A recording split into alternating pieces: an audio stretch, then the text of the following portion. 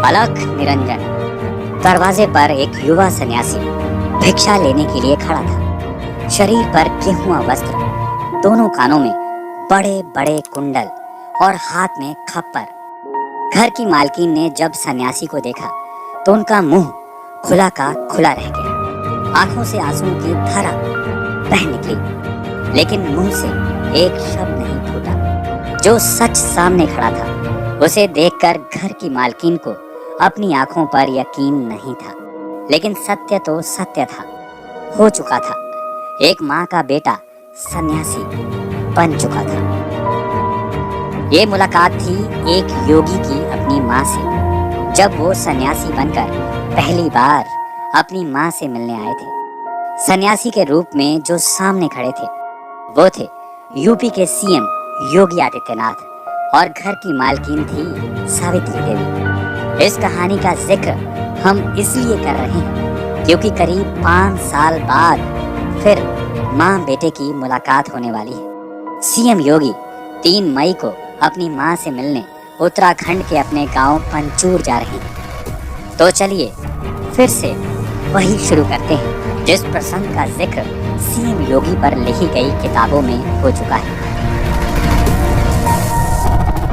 कल तक माँ को आदत थी उनका बेटा हंसता मुस्कुराता कॉलेज से लौटता था, लेकिन आज उनका नौजवान बेटा सन्यासी के रूप में खड़ा था। माँ का मन ये मानने को तैयार नहीं था कि उनके बेटे ने वह कठिन रास्ता चुन लिया जिसमें उन्हें अपनी भी परवाह नहीं थी। माँ की ये आंखें देखने को तैयार नहीं थी उनके बेटे ने समाज की रफ्तार को छोड़कर सन्यास के कठिन रास्ते को चुन लिया था।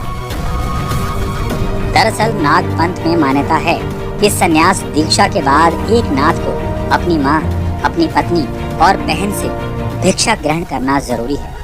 अपने परिवार से भिक्षा पाए बिना कोई नाथ सिद्ध नहीं हो सकता।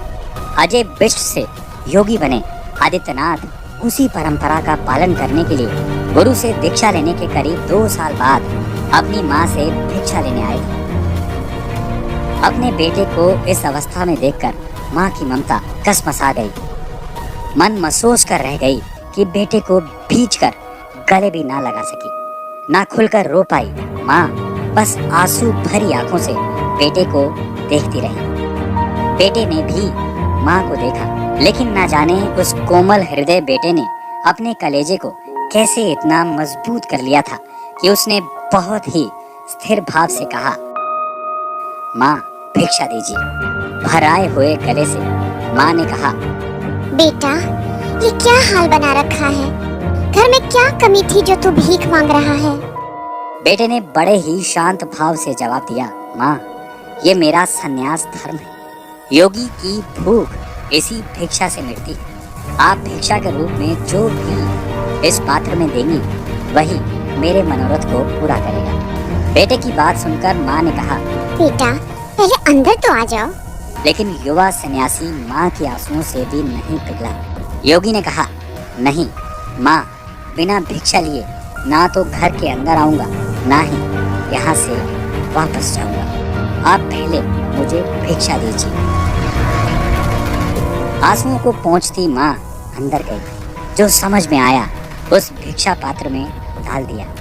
भिक्षा लेते ही योगी तुरंत वहां से चल पड़े।